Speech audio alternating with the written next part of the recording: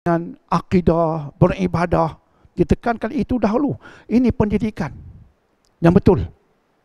Bukan ditekankan pakai selepang dulu, pakai celak dulu, pakai ketayap dulu. Bukan. Takwa itu apa dia? Kita angkat tafsiran sahabat Abdullah bin Mas'ud. Dan benda yang paling penting tentang takwa ialah taat dalam hidup. Jangan maksiat. Ini kena ingat selalu. Jangan lupa ini. Sifir takwa ini.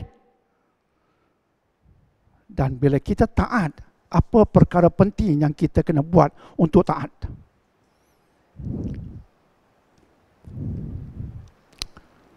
Apa dia? Itu yang diseru oleh semua rasul-rasul yang kita sebutkan tadi. Apa seruan para rasul? Sembahlah Allah, ubudullah. Sebab itu semua rasul tekan itu. Sebab itulah intisari taat yang membawa pada takwa, dan takwa insya Allah membawa pada syurga. Pokok asalnya adalah ubudullah. Apa dia ubudullah? Beribadahlah kepada Allah. Itu taat. Hidup beribadah. Sebab bila kita sebut ibadah, artinya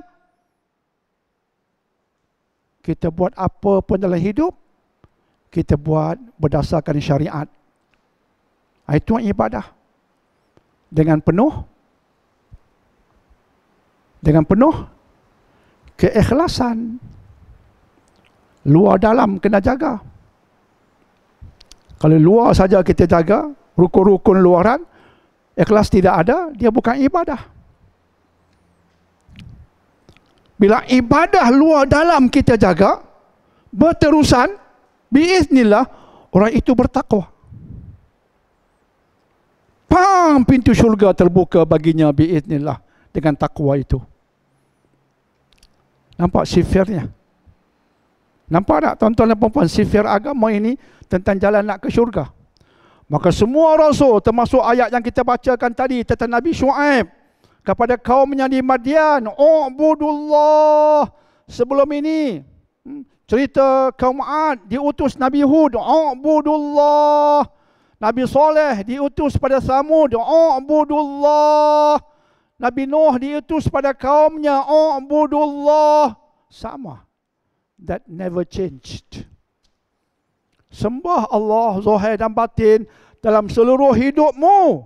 Buat apa pun kerana Allah. Mengikut landasan agama Allah. Mengikut syariat Allah. Di hati ikhlas kerana Allah. Luaran ikut Allah. Dalaman ikhlas kerana Allah. Itulah ibadah. Berterusan ia, makam kita takwa. Itulah orang yang layak masuk syurga. Bukan sekejap begitu, sekejap begini.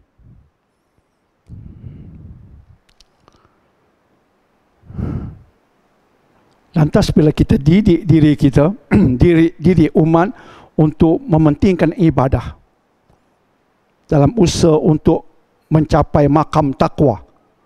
Nampak? Saya susun atur bahasa seperti yang kita fahami tadi. Kita didik untuk mementingkan ibadah dalam hidup, dalam usaha untuk mengejar makam takwa. Pintunya adalah ibadah untuk menuju takwa. Bila kita beribadah, pintu menuju takwa terbuka. Dalam kita mengejar makam takwa, ibadah itu penting, luar dalamnya. Maka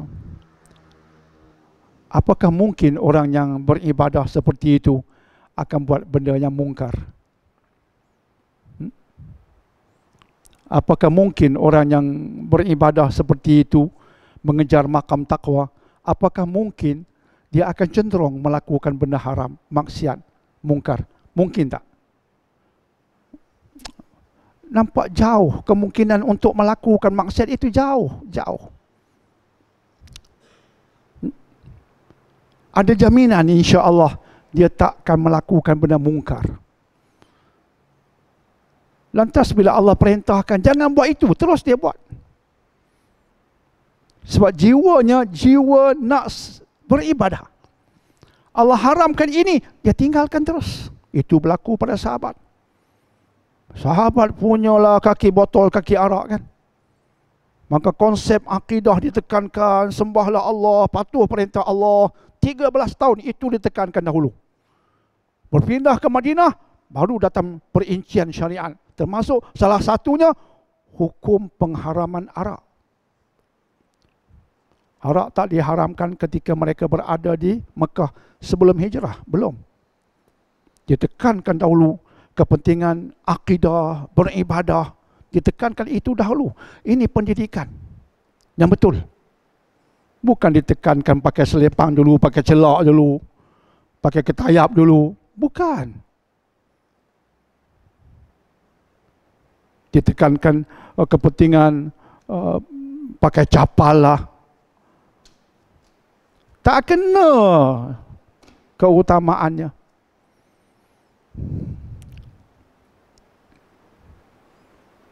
Selepas ditekankan tentang akidah, pentingnya pengabdian pada Allah, berhijrah ke Madinah, datang hukum hakam syariat mendetail. Salah satunya pengharaman arak yang menjadi kegilaan orang Arab ketika itu. Arak ini kegilaan orang Arab, sehingga Hamka berkata, begitu gilanya Arab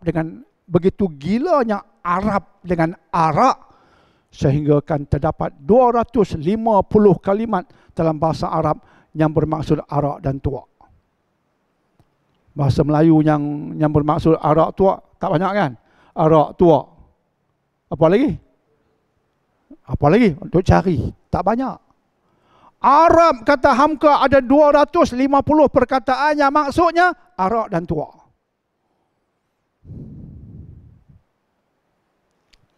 Begitu gilanya Arab kepada arak.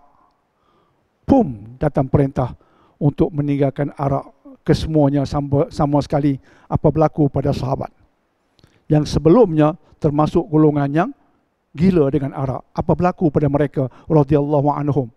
Kata Anas bin Malik, dituangnya tungtung arak, basah arak di jalanan. Just like that. Ini cerita yang luar biasa. Ini kita sedang bercakap tentang insan luar biasa, manusia luar biasa. Jadi benda luar biasa itu sebab jiwa ibadah sudah kukuh.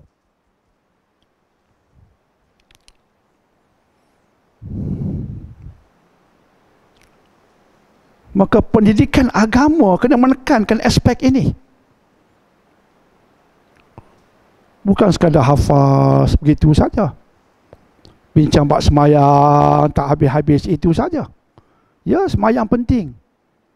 Tapi beribadah dalam hidup itu lebih penting. Ada orang semayang tapi dalam hidupnya dia ahli maksiat, tapi semayang dia buat.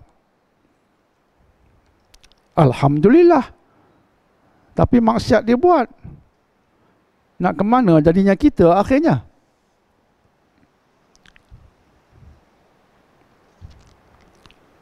Clear? Maka bila ada jiwa ibadah, dia tak akan buat maksiat. Jadi Rasul datang dengan konsep sembah Allah dahulu.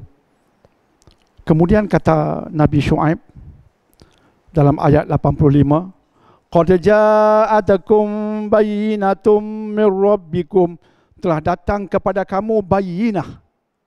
Kalau kita bincang bayyinah dalam ayat-ayat sebelum ini, apa tafsirannya? Siapa dia ikut tafsir ni tak pernah berhenti, mesti tahu jawapan. Kalau saya sebut ayat Quran ada kalimat bayyinatun, bayyinah, ulama tafsir mentafsirkannya sebagai apa? Sebagai bukti. Betul. Bayyinah ini sebagai satu bukti. Dan bukti yang paling penting yang dibawa Rasul apa dia? Bukti penting yang Rasul bawa, mukjizat. Sebab itu seringkali bila disebut bayyinah, bukti, dikaitkan dengan mukjizat. Nabi Allah Musa bawa bayyinat, beberapa mukjizat. Mukjizat minggu lepas, minggu sebelumnya kita bicarakan tentang Nabi Soleh, kan unta betina keluar daripada batu besar. Mukjizat. Itu juga bayinah. Okey?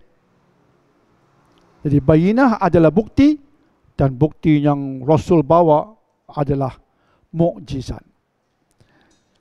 Maka Nabi Shu'aib